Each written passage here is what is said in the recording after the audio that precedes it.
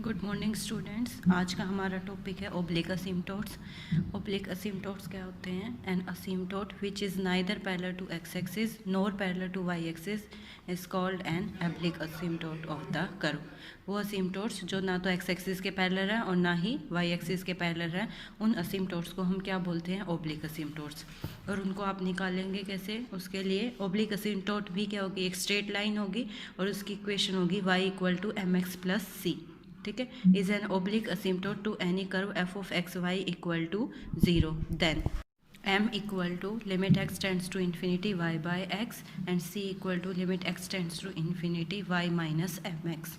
यहाँ पर y equal to M x plus C में m आप कैसे निकालेंगे? m के लिए फॉर्मूला है ये m equal to limit x tends to infinity y by x। और c कैसे निकालेंगे? Limit x tends to infinity y minus M x. ठीक है, m और c यहाँ पर क्या होने चाहिए? आपके फाइनाइट होने चाहिए। m किसको रिप्रेजेंट करेगा? स्लोप ऑफ द लाइन को। तो अगर m आपके पास 0 आ गया तो इसका मतलब असिम्प्टोट किसके पैरेलल हो जाएगा? एक्स एक्सिस के पैरेलल हो जाएगा। ठीक है, thus with the help of result of the above article we can find all asymptotes of a given curve except those which are parallel to Y axis. तो आप इस फॉर्मूले से वो सारे असिम्प्टोट्स निकाल सकते हो जो ओब्लिक असिम्प्टोट्स हैं या फिर एक्स एक्सिस के पैरेलल हैं। ये फॉर्मूला किस पर एप्लीकेबल नहीं होगा? किसको छोड़कर? Those which are parallel to Y axis, यानी कि वर्टिकल असिम्प्टोट्स के लिए ये फॉर्मूला आप अप्लाई नहीं कर सकते। उसके अलावा आप हर एक के लिए ये फॉर्मूला अप्लाई कर सकते हैं। ठीक है, एक क्वेश्चन देखते हैं। देखिए, जैसे यहाँ पर find the asymptote of y equal to x into e raise to power x minus e raise to power minus x upon e raise to power x plus e raise to power minus x. आपको इसका क्या निकालने हैं? असिम्प्टोट्स निकालने हैं। तो ये formula apply करने से पहले आप क्या करेंगे? पहले आप असिम्प्टोट्स निकाल लीजिए parallel to x axis and y axis. ठीक है, एक्स एक्सिस के पैरेलल तो आप खैर यहाँ से भी निकाल सकते हैं। आप वाई एक्सिस के पैरेलल पहले अलग से ही निकाल लीजिए। ठीक है, और अगर आए तो ठीक है, अदरवाइज फिर आप ये फॉर्मूला अप्लाई करेंगे। देखिए, जैसे since y does not tend to infinity for any finite value of x, so there is no asymptote parallel to y axis. y axis के पैरेलल असिम्प्टोट्स निकालने के लिए आप क्या करते थे? आप चेक करते थे x की किसी फाइनाइट वैल्यू के लिए y इन्फिनिटी को टेंड करे, लेकिन यहाँ x की किसी भी फाइनाइट वैल्यू के लिए y इन्फिनिटी को टेंड नहीं करेगा, तो इसलिए यहाँ पर कोई भी वर्टिकल असिम्प्टोट नहीं आएगा, यानी कि वाई एक्सिस के पैरेलल कोई भी असिम्प्टोट नहीं होगा। हॉरिजॉन्टल आप अलग से भी निकाल सकते हो। हॉरिजॉन्टल के लिए आप क्या करोगे? Limit x tends to infinity और एक बार limit x tends to minus infinity. उसके लिए अगर वाई की कोई फाइनाइट वैल्यू आ जाती है तो एक्स एक्सिस के पैरेलल कोई असिम्प्टोट निकलेगा, अदरवाइज नहीं। या फिर मैंने अभी आपको बताया y equal to M x plus c, इससे भी आप हॉरिजॉन्टल असिम्प्टोट निकाल सकते हैं। सिर्फ वर्टिकल नहीं निकाल सकते थे, इसलिए हमने वो पहले से ही चेक कर लिया। अब y equal to M x plus c के लिए आपको m निकालना है और c निकालना है। m के लिए limit x tends to infinity y by x। ठीक है, y आपके पास था, x से डिवाइड किया, x कैंसिल हो जाएगा तो ये बचा। अब इसकी लिमिट अगर आप डायरेक्ट निकाल लेंगे तो ये आपके पास बन जाएगी infinity minus zero upon infinity plus zero, यानी कि इन्फिनिटी बाय इन्फिनिटी फॉर्म बन रही है। तो या तो एल हॉस्पिटल रूल लगा लीजिए, या हमने क्या किया? ई रेज टू पावर एक्स से डिवाइड किया। ई रेज टू पावर एक्स से यहाँ भी डिवाइड कर दिया और यहाँ भी, न्यूमरेटर और डिनोमिनेटर दोनों को डिवाइड कर दिया, तो आपके पास ये बन गया। अब जैसे ही आप एक्स को इन्फिनिटी टेंड करेंगे ये जीरो हो जाएगा। 1 minus zero upon 1 plus zero, m आपके पास क्या आ गया? 1। अब c के लिए c equal to limit x tends to infinity y minus M x. M की वैल्यू आप निकाल चुके हो, m की वैल्यू क्या आई है? 1। यहाँ पर सब्स्टिट्यूट कर दी तो ये बन गया y minus x. Limit x tends to infinity x into e raise to power x minus e raise to power minus x upon e raise to power x plus e raise to power minus x, ये आ गया। अब यहाँ से limit x tends to infinity, अब फिर से infinity by infinity form आ रही है तो एल एच रूल लगाया हमने। ठीक है, फिर से चेक कीजिए, यहाँ से आपके पास फिर से इन्फिनिटी बाय इन्फिनिटी फॉर्म आ रही है। अब यहाँ या तो एल एच रूल लगा लीजिए या e raise to power minus x से इसने क्या कर दिया? डिवाइड कर दिया, तो आपके पास ये इक्वेशन आ गई। ठीक है, अब फिर से इन्फिनिटी बाय इन्फिनिटी फॉर्म आ रही थी तो इसने क्या किया? एल एच रूल लगाया। एल हॉस्पिटल रूल लगाने के बाद आपकी सी की वैल्यू निकल गई। लिमिट आप पहले भी सीख चुके हैं लिमिट निकालनी। ठीक है, अब उसके बाद c की वैल्यू निकल चुकी है, m की वैल्यू निकल चुकी है। फॉर्मूले के अंदर पुट कर दीजिए y equal to M x plus c. m क्या आया था? 1 और c क्या आ गया? 0। तो y इक्वल टू x आपके पास क्या आ गया? असिम्प्टोट। ठीक है, सिमिलरली x को अगर माइनस इन्फिनिटी टेंड करेंगे तो आपके पास ये दो वैल्यूज़ आएंगी, ये निकाल के चेक कर लेना आप लोग। तो y equal to minus x भी असिम्प्टोट हो जाएगा। तो आप डेफिनेशन के अंदर x टेंड्स टू इन्फिनिटी के साथ x tends to minus infinity के लिए भी ये फॉर्मूला लिख लीजिए, ठीक है। उसके बाद एक क्वेश्चन में आप लोगों का डाउट आ रहा था, फर्स्ट क्वेश्चन 8th पार्ट, वो आपके पास क्या है, y equal to x e raise to power 1/x minus 1। एक मेथड मैंने कल आपको बताया ही था, x को एक बार इन्फिनिटी टेंड कीजिए, एक बार माइनस इन्फिनिटी टेंड कीजिए, कोई भी फाइनाइट वैल्यू यहाँ पर नहीं आएगी, ठीक है। दूसरा एक और मेथड मैं बता देती हूँ एक्सपेंशन का। E raise to power x की एक्सपेंशन आपको पता है 1 + x + x² 2 factorial up to so on, ठीक है। तो यहाँ से ये बनेगा 1 + 1/x + 1/x² 2 factorial plus up to so on minus 1। x से मल्टीप्लाई कीजिए x + 1 + 1/2 factorial x, next term आएगी 1/3 factorial x² up to so on minus 1। 1 cancel हो गया तो आपके पास बचा x + 1/2 factorial x + 1/3 factorial x² up to so on. y ये आ गया है। अब एक बार limit x tends to infinity y पर लगाएंगे तो इन्फिनिटी प्लस ये टर्म 0 हो जाएंगे, इन्फिनिटी प्लस 0 क्या आ गया, इन्फिनिटी। और जब limit x tends to minus infinity करेंगे y पर तो ये क्या बनेगा, माइनस इन्फिनिटी प्लस 0, तो वो क्या बन गया, minus infinity. So no asymptote parallel to x axis के पैरेलल कोई भी असीमटोट नहीं बनेगा, ठीक है। अब ऐसे ही वाई एक्सिस के पैरेलल मैंने आपको बताया था लिमिट x टेंड्स टू 0 करिए, जब x को 0 टेंड करेंगे तो ये तो क्या बनेगा 0 + 1/0 इन्फिनिटी, आगे की टर्म सारे इन्फिनिटी बनेंगे, 0 + इन्फिनिटी क्या आ गया है, इन्फिनिटी। अब x की किसी फाइनाइट वैल्यू के लिए y किसको टेंड कर रहा है, इन्फिनिटी को, x को 0 टेंड किया तो y किसको टेंड किया, इन्फिनिटी को। तो इसका मतलब x = 0 आपके पास क्या आ गया है, एक असीमटोट आ गया है, ठीक है। कैसा असीमटोट आ गया, वर्टिकल असीमटोट आ गया। अब आपको यहाँ पर क्या निकालना है, ओब्लिक असीमटोट, तो उसके लिए y = mx + c अभी मैंने आपको बताया। और m आप कैसे निकालेंगे, limit x tends to infinity y/x से, ठीक है। y की वैल्यू मैंने आपको पहले यहाँ निकाल ही रखी है, इसको x से आप डिवाइड कर दीजिए। जैसे ही आप इसको x से डिवाइड करोगे तो आपके पास ये बनेगा 1 + 1/2 फैक्टोरियल x से आपने y/x किया है, x से इसको डिवाइड करेंगे, फर्स्ट टर्म तो बन गई 1, फिर इसको x से डिवाइड करेंगे तो ये बन जाएगा x² अप टू सोन, इस तरीके से चला जाएगा।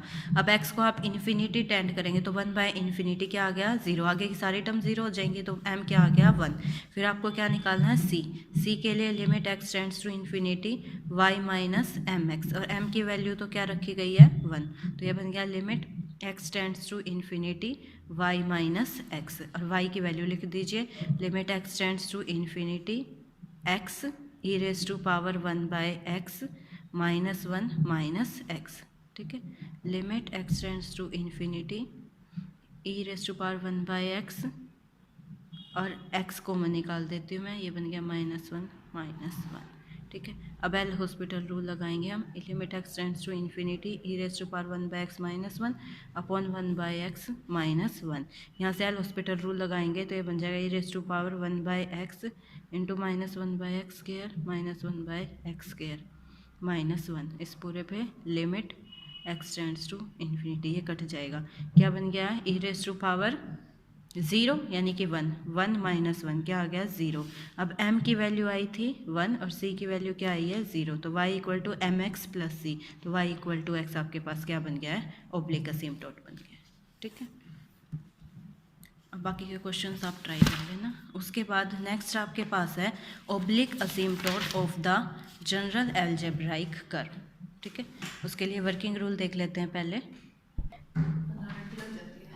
नेक्स्ट देखिए, working rule to find oblique asymptote of an algebraic curve.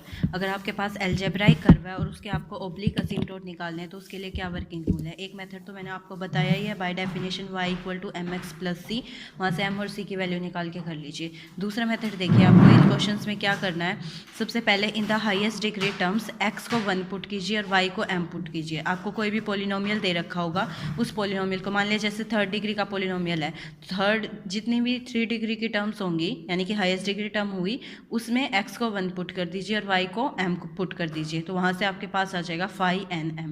Then in the highest degree term फिर नेक्स्ट जो हाईएस्ट डिग्री टर्म होगी, in the next highest degree term फिर से x को 1 पुट करना, y को m पुट करना, तो आपके पास आ जाएगा phi n minus m and so on. देखिए कैसे, जैसे ये क्वेश्चन था आपका फर्स्ट क्वेश्चन, देखिए x cube plus 3x square y minus 4y cube minus x plus y plus 3 equal to 0। अब आपको क्लियरली दिख रहा है कि ये पोलिनोमियल कितने डिग्री का है, 3 डिग्री का है, ठीक है। तो यहाँ पर आपके पास 3 डिग्री की टर्म देखिए, x cube plus 3x square y minus 4y cube, ये 3 ही टर्म बनी।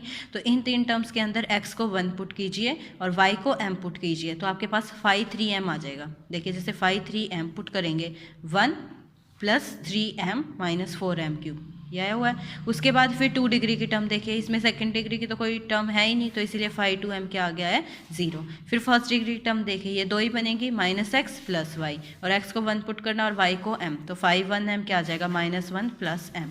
तो फर्स्ट स्टेप उसने ये बताया।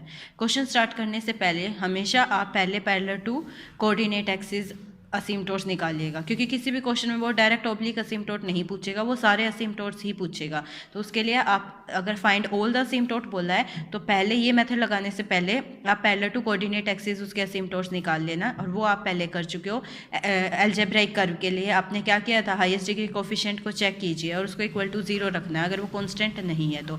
अब इस क्वेश्चन में देखिए एक्स क्यूब का कोफिशिएंट क्या है, 1 कॉन्स्टेंट, ठीक है, और वाई क्यूब का भी कोफिशिएंट क्या है, -4 कॉन्स्टेंट। इसका मतलब ना तो एक्स एक्सिस के पैरेलल कोई असीमटोट आएगा, ना ही वाई एक्सिस के पैरेलल आएगा। उसके बाद फिर अब आप ओब्लिक असीमटोट निकालेंगे। ओब्लिक असीमटोट के लिए फर्स्ट स्टेप मैंने आपको बता दिया है, हाईएस्ट डिग्री की टर्म्स आपको लेनी है, जैसे 3 डिग्री की टर्म्स ली और उसमें x को 1 पुट करना और y को m पुट करना, तो phi 3m आ जाएगा, फिर 2 पर, फिर 1 पर, इस तरीके से। और phi नॉट m अगर निकालना होता तो वो आ जाता 3, कॉन्स्टेंट टर्म जो होती, ठीक है। अब उसके बाद आगे देखिए आपको नेक्स्ट स्टेप क्या है, ये तो हमने फर्स्ट स्टेप किया है। सेकंड स्टेप में आपको क्या करना है, phi n m को इक्वल टू 0 करना है। phi n m को 0 पुट करके आपके पास m की वैल्यूज आ जाएंगी। जैसे phi 3m है तो क्यूबिक इक्वेशन होगी, तो m की कितनी वैल्यूज आएंगी, 3 वैल्यूज आएंगी, से m1 m2 m3, तो वो आपके पास क्या आ जाएंगे, स्लोप्स ऑफ द असीमटोट्स।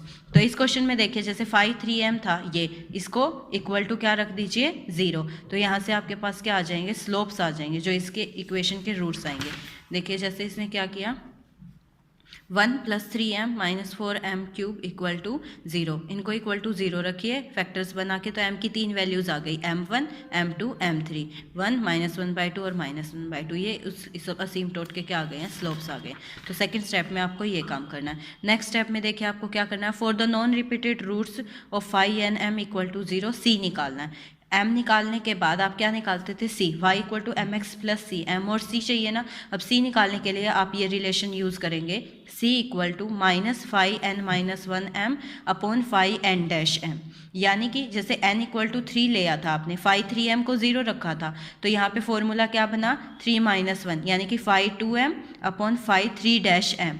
लेकिन कंडीशन क्या होनी चाहिए कि ये डेरिवेटिव डिनोमिनेटर की टर्म क्या होनी चाहिए, नॉन जीरो होनी चाहिए, तब आप c ऐसे निकालेंगे, ठीक है। तो पहला काम आपको यही चेक करना है, जैसे आप phi 3m 0 रखा तो आप चेक करेंगे phi 3 का डेरिवेटिव उस पॉइंट पर क्या होना चाहिए, जिस m के लिए आप निकाल रहे हो, नॉन जीरो होना चाहिए, तब आप ये फॉर्मूला निकालेंगे। तो उससे आपके पास अगर मान लीजिए हर एक m के लिए ये फॉर्मूला अप्लाई हो रहा है, तो m1 m2 m3 आपने पहले ही निकाल रखे थे, c1 c2 c3 यहाँ से आ जाएंगे, तो रिक्वायर्ड असीमटोट्स आ जाएंगे। लेकिन हर क्वेश्चन में ऐसा नहीं होता, कई बार ये डेरिवेटिव क्या बन जाता है, 0 बन जाता है, ठीक है। तो उसके लिए फिर आप क्या करेंगे, देखिए तो आप एक काम करना, पहले ही डेरिवेटिव्स की वैल्यू निकाल के रख लीजिए। जैसे m की वैल्यू आती है आपकी, m की वैल्यू निकालने के बाद आप phi 3m का फर्स्ट डेरिवेटिव, सेकंड डेरिवेटिव और थर्ड डेरिवेटिव भी बेशक से निकाल लेना, ठीक है। फिर ऐसे ही phi 2m का, जैसे यहाँ पर आपने वैल्यूज़ निकाली ना, हर क्वेश्चन में आप यही काम करना, phi 3 phi 2 phi 1m निकाल लिया, phi 3m का यहीं पे ही first derivative, second derivative, third derivative निकाल लीजिए, phi 2m का फर्स्ट डेरिवेटिव, सेकंड डेरिवेटिव निकाल लीजिए, और इसका फर्स्ट डेरिवेटिव, इतने से ही काम चल जाएगा। ये आपको आगे समझ में आएगा जब मैं मेथड बताती हूँ। तो यहाँ पे आप पहले डेरिवेटिव्स निकाल लीजिए। अब उसके बाद आपको क्या करना है, देखिए इसने आगे निकाल रखा, phi 3 dash m phi 3 double dash m निकाल लिया। अब m इक्वल टू 1, पहली वैल्यू m की क्या आई थी, 1 के लिए हम c निकाल रहे हैं। c निकालने के लिए पहले आप चेक करेंगे phi 3 डैश m क्या आना चाहिए, नॉन जीरो आ रहा है इस केस में, तो इसीलिए हमने ये फॉर्मूला अप्लाई किया। वैल्यूज़ रख दी, phi 2m upon phi 3 dash m, 0 upon कोई नॉन जीरो वैल्यू है तो वैल्यू क्या आएगी, 0। तो m इक्वल टू 1 के लिए c क्या आ गया है, 0, तो यहाँ से एक असीमटोट तो आ गया। y equal to M x plus c, यानी कि y equal to x plus 0, तो y इक्वल टू एक्स, एक असिम्प्टोट निकल गया। अब -1/2 के लिए हम निकालेंगे। m इक्वल टू -1/2 के लिए पहले आप φ3' की वैल्यू, यानी कि φ3' की वैल्यू आप किस पर निकाल लीजिए, -1/2 पर निकाल लीजिए। फॉर्मूले के अकॉर्डिंग ये नॉन ज़ीरो होना चाहिए था ना, तो आप चेक कीजिए φ3' क्या आया हुआ है, 3 - 12m²। अब इसकी वैल्यू आप जब m इक्वल टू -½ पर निकालेंगे तो 0 आएगी। चेक कीजिए, -1/2 का स्क्वायर यानी कि 1/4, 4 3 जा 12, 3 - 3 क्या आ गया, 0। तो इसका मतलब ये फॉर्मूला तो अप्लाई नहीं होगा। अब उसके बाद देखिए सेकंड फॉर्मूला क्या है। वर्किंग रूल पर आते हैं दोबारा। देखिए अगर ये 0 आ जाता है आपके पास, जैसे इस केस में आ गया, तो फिर आप φn - m की वैल्यू चेक करेंगे। जैसे इस केस में φ3' m 0 आ गया है, तो φ2m चेक करेंगे कि क्या आना चाहिए, नॉन ज़ीरो आ गया। अगर नॉन ज़ीरो आ गया तो इसका मतलब कोई भी असिम्प्टोट नहीं आएंगे उस m के कॉरस्पॉन्डिंग। अगर इस केस में जैसे हमारा m इक्वल टू -½ पर फर्स्ट डेरिवेटिव क्या आ गया है, 0, φ3' -½ क्या आ गया है, 0। अगर हमारा φ2m भी 0 आ जाता, φ2 की वैल्यू -½ पर नॉन ज़ीरो आ जाती, सॉरी, तो उस केस में फिर -½ के कॉरस्पॉन्डिंग कोई असिम्प्टोट नहीं निकलता। लेकिन अगर उस पर भी वैल्यू 0 आ जाती है तो उस केस में दो असिम्प्टोट्स आएंगे और दोनों ही क्या होंगे, पैरेलल होंगे। और उसके लिए c की वैल्यू आप इस फॉर्मूले से निकालेंगे, c²/2 factorial φn"m plus c φn-1' plus φn-2m equal to 0। तो c में क्वाड्रेटिक इक्वेशन है, क्वाड्रेटिक इक्वेशन c की दो वैल्यूज आएंगी तो इसके कॉरस्पॉन्डिंग दो पैरेलल असिम्प्टोट्स आएंगे। पैरेलल क्यों आएंगे, क्योंकि m की वैल्यू तो सेम रहेगी। जैसे m इक्वल टू तो -½ चल रहा है, उसके कॉरस्पॉन्डिंग c की दो वैल्यूज आई हैं। स्लोप तो सेम चल रहा है, तो इसीलिए दोनों ही असिम्प्टोट्स क्या होंगे, पैरेलल होंगे। ठीक है। अब इस क्वेश्चन में देखिए क्या करेंगे, यही वर्किंग रूल हम अप्लाई करते हैं। अभी हमने चेक किया, φ3' की वैल्यू -½ पर क्या आ गई थी, 0 आ गई थी। तो c हम ऐसे तो निकाल नहीं सकते, तो अब हमने उस फॉर्मूले के अंदर वैल्यू पुट कर दी। फॉर्मूले में देखिए क्या था, c²/2 फैक्टोरियल φn"m, यानी कि c²/2 factorial φ3" plus c φ2' plus φ1 equal to 0। देखिए यही बना हुआ फॉर्मूला, c²/2 फैक्टोरियल φ3" c φ2' और φ1m। ठीक है, इसने m की वैल्यू बाद में पुट किया माइनस, आप चाहे तो यहीं कर सकते हैं, अदरवाइज बाद में कर देना। सारी वैल्यूज पुट करके c में क्वाड्रेटिक इक्वेशन आ गई, तो c की दो वैल्यूज आ गई प्लस -½ किसके कॉरस्पॉन्डिंग, m इक्वल टू -½ के लिए। तो इसका मतलब अब फॉर्मूले के अंदर पुट कर दीजिए, y equal to mx plus c, ये तो मैं बता ही चुकी थी, y इक्वल टू x। यहाँ पर देखिए m की वैल्यू क्या रखी है, एक बार -½ और c की वैल्यू रखी +½ दूसरे केस में m की तो सेम वैल्यू है और c की रखेंगे -½ तो दो असिम्प्टोट यहाँ से बन गए। इनको सोल्व किया तो आपके पास ये 3 असिम्प्टोट्स आ गए। तो हर क्वेश्चन में आपको यही काम करना है। क्या करेंगे, पहले जैसे 3rd डिग्री का, अगर 4th डिग्री का होता तो φ4m भी निकलता, φ3 φ2 φ1m सारी वैल्यूज़ निकालनी है, फिर इनके डेरिवेटिव्स निकाल लीजिए। उसके बाद φ3m को 0 रखिए, वहाँ से m की वैल्यूज़ आ जाएंगी। उन m की वैल्यूज़ के कॉरस्पॉन्डिंग आपको c निकालना है, लेकिन c निकालते वक्त आपको वर्किंग रूल में ध्यान रखना है, अगर φ3' 0 आ जाता है तो फिर आप फर्स्ट मेथड नहीं लगाएंगे, अगर नॉन ज़ीरो आ जाता है तो आपके पास फिर यही मेथड अप्लाई हो जाएगा जो मैंने आपको यहाँ पर बताया। ठीक है। अच्छा, कई बार इस क्वेश्चन में तो जैसे नहीं हुआ, कई बार आपके पास कोई ही 1 या 2 क्वेश्चन ऐसा आएगा जिसमें क्या होगा कि ये वैल्यू भी आपके पास 0 हो जाएगी। कैसे देखें, अगर आपके पास ये केस आ जाता है तो ये फॉर्मूला लगा ही देंगे। ठीक है, लेकिन अगर आपके पास तीनों रूट्स इक्वल हो जाते हैं, ये क्वेश्चन मैं आपको कल नेक्स्ट लेक्चर में बताऊंगी, अगर तीनों रूट्स इक्वल हो जाते हैं, यानी कि अगर ये कंडीशन सेटिस्फाई हो जाती है तो फिर हम ये फॉर्मूला लगाएंगे। इसका शायद से एक ही क्वेश्चन एक्सरसाइज में, वो हम बाद में करेंगे। फिलहाल आपके इन दो मेथड से ही क्वेश्चन हो जाएंगे। सी की वैल्यू या तो यहाँ से निकल जाएगी अगर ये डेरिवेटिव नॉन ज़ीरो रहा तो, और अगर ये 0 हुआ तो फिर यहाँ से निकल जाएगी। और अगर ये कंडीशन आ जाती है तो उस केस में तो कोई भी आपके पास असिम्प्टोट होगा ही। ठीक है।